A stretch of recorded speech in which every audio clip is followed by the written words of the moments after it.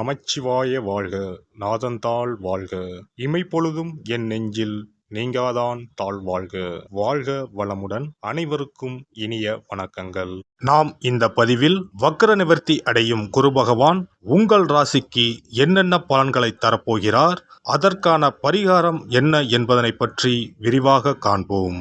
உங்கள் வாழ்வில் வளமும் நலமும் செல்வ செழிப்பும் பெற எல்லாம் வல்ல இறைவனை வேண்டி விரும்பி கேட்டுக்கொள்கிறேன். குரு பகவான் மகிழ்ச்சி, செல்வம், பெருமை மற்றும் செழுமையின் கிரகமாக விளங்குகிறார். ஒருவர் மீது குரு பார்வை பட்டுவிட்டால் அவர் வாழ்வில் பலவித உச்சங்களை தொடுவார். குரு பகவான் தற்போது வக்ர நிலையில் உள்ளார். அவர் டிசம்பர் 31ஆம் தேதி வக்ர நிவர்த்தி அடைய உள்ளார். அனைத்து ராசிகளுக்கும் மங்களகரமான வரங்களை அள்ளி கொடுப்பவர் குரு பகவான். வாழ்வில் முன்னேற்றம், பலவிதமான நன்மைகள் பெறுவதற்கு குருவின் ஆசி மிக அவசியமாகும். குருவின் பார்வை இருந்தால் எப்படிப்பட்ட பிரச்சனையாக இருந்தாலும் அதிலிருந்து மீண்டு வர முடியும் என்பது ஐதீகம். குரு பகவான் ஒரு ராசியில் உச்சம் பெற்றால் செல்வ செழிப்பு, பணம், குழந்தை பாக்கியம், திருமண பாக்கியம் உள்ளிட்டவைகள் கிடைக்கும். நவ கிரகங்களில் இடமாற்றம் மிகவும் முக்கியமானதாக கருதப்படுகிறது. ஒருவர் பிறக்கும் போது நவ கிரகங்கள் எந்தெந்த நிலையில் இருக்கின்றார்களோ அதனை பொறுத்தே அவர்களது ஜாதகம் அமைக்கப்படும்.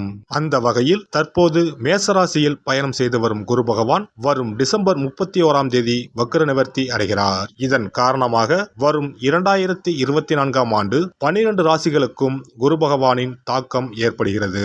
ஒரு சில ராசிகள் சிறப்பான பலன்களை பெறப்போகின்றனர். அது எந்தெந்த ராசிகள் என்பது குறித்து தெரிந்து கொள்வோம். கன்னி ராசி அன்பர்களுக்கு அஷ்டம குரு என்று பயப்படுத்துவார்கள். பயப்பட வேண்டாம். உங்களுக்கு அஷ்டம குரு நன்மையே செய்வார். 2024ஆம் ஆண்டு ஏப்ரல் மாத இறுதியில் குரு பாக்கியஸ்தானத்திற்கு வரப்போவதால் உங்களுடைய பிரச்சனைகள் படிப்படியாக குறைந்து நன்மைகள் ஏற்படும். குரு பார்வையால் புதுவித முயற்சிகளில் வெற்றி கிடைக்கும். யாரேனும் ஒருவர் உங்களுக்கு உதவிக்கரம் நீட்டுவார். குரு பகவான் உங்கள் கனவுகளை நனவாக்குவார். பொருளாதார நிலை சிறப்பாகவே இருக்கும்.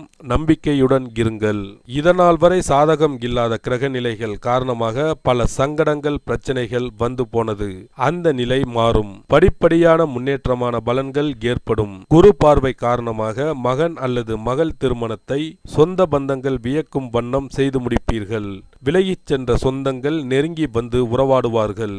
கேது சஞ்சாரம் காரணமாக உத்தியோகத்தில் திடீர் வெளியூர் மாற்றம் வரும்.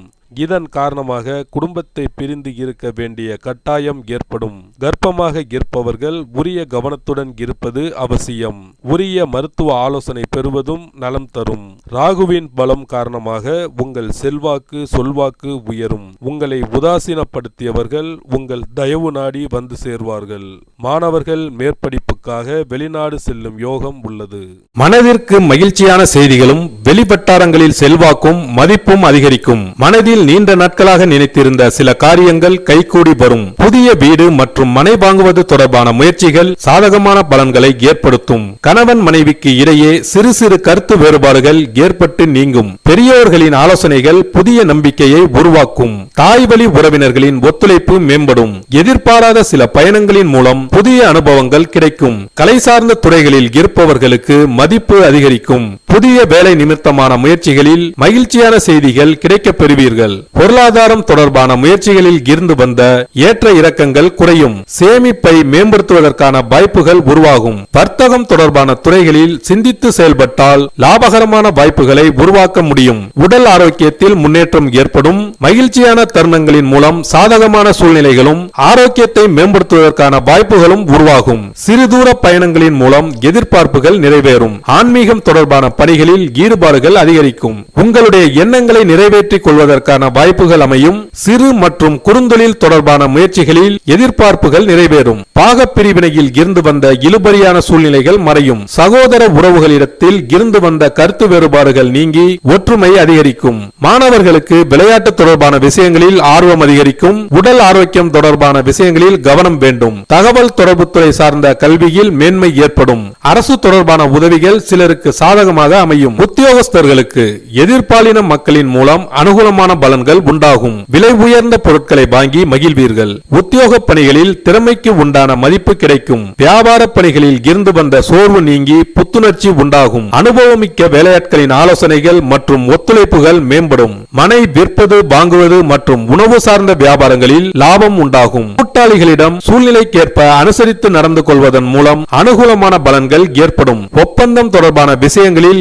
எதிர்பார்ப்புகள் நிறைவேறும். விவசாயம் சார்ந்த துறைகளில் சாதகமான வாய்ப்புகள் உண்டாகும். அரசு சார்ந்த உதவிகள் கிடைக்கப் பெறுவீர்கள். புதிய மனை வாங்குவது தொடர்பான முயற்சிகள் ஈடேறும். பரப்பு தொடர்பான பிரச்சனைகள் குறையும். அரசியல்வாதிகளுக்கு, சமூகம் தொடர்பான பணிகளில் இருப்பவர்களுக்கு ஆதாயமான சூழ்நிலைகள் காணப்படும். உங்களின் மீதான வதந்திகளுக்கு முற்றுப்புள்ளிகள் உண்டாகும். அதிகார பொறுப்பில் இருப்பவர்களின் அறிமுகங்கள் சாதகமாக அமையும். சொத்துக்கள் வாங்குவதில் இருந்து வந்த தடை தாமதங்கள் நீங்கும். கலை சார்ந்த துறைகளில் இருப்பவர்களுக்கு முன்னேற்றமான வாய்ப்புகள் உருவாகும். வயதில் மூத்தவர்களின் ஆலோசனைகள் நம்பிக்கையையும் புத்துணர்ச்சியையும் ஏற்படுத்தும். மறைமுகமான சிறு முயற்சிகளுக்கு முன்னேற்றமான சூழ்நிலைகள் காணப்படும். வித்தியாசமான சிந்தனைகளுடன் அங்கீகாரங்களும் பாராட்டுகளும் கிடைக்கும். இந்த குரு பயிற்சியின் மூலமாக மனதில் நினைத்து எண்ணங்களை செயல் வடிவில் மாற்றி செல்வாக்கினை மேம்படுத்துவதற்கான வாய்ப்புகள் உண்டாகும். நெருக்கமானவர்களிடம் தேவையற்ற விவாதங்களை தவிர்ப்பது நன்மையை ஏற்படுத்தும். பரிகாரம்: வியாழக்கிழமை தோறும் அர்த்தநாரீஸ்வரரை வழிபாடு செய்து வர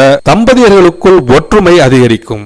குரு பகவான் உங்களின் ஜாதகத்தில் சுபமானதாக அமையாமல் இருப்பின் கண்டிப்பாக அதற்கான பரிகாரம் செய்யும் விதமாக குரு பகவானுக்கு சிறப்பு பெற்ற ஆலயங்களுக்கு செல்வதும், வியாழக்கிழமைகளில் விரதமிருந்து குரு பகவானுக்கு கொண்டை கடலையை மாலையாக கோர்த்து அணிவித்து மஞ்சள் நிற மலர்களால் அலங்கரித்து நெய் தீபமேற்றி வழிபடவும்.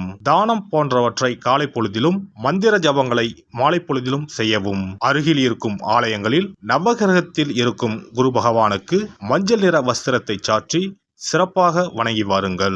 அதற்காக பரிகாரம் என்ற பெயரில் பணத்தை வீண் விரயம் செய்ய வேண்டாம். அதற்கு பதிலாக இறைவனை வழிபடுவதோடு ஆலயங்களுக்கு தேவையான நெய், நல்லெண்ணெய், பன்னீர், சந்தனம், பால், தயிர் மற்றும் மலர் மாலைகள், பூக்கள் என இறைவனுக்கு உகந்த கோவிலுக்கு தேவையான பொருட்களை உங்கள் சக்திக்கு ஏற்றவாறு வழங்கி கோயில் கைகாரியம் செய்யுங்கள். தமிழ்நாட்டில் குரு பரிகார தலங்களாக பல இடங்கள் உள்ளன.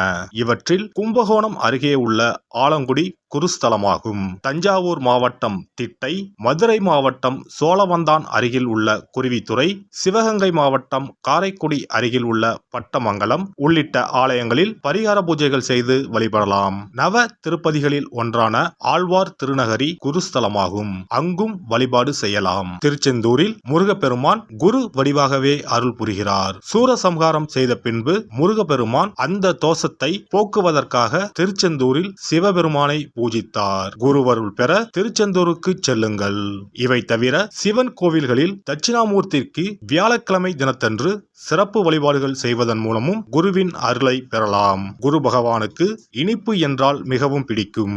அதனால் வியாழக்கிழமை விரதம் இருந்து இனிப்பு செய்து அவருக்கு படையலாக வைத்தால் அவரின் பார்வை நம் மீது திரும்பும் என்பது ஐதீகம்.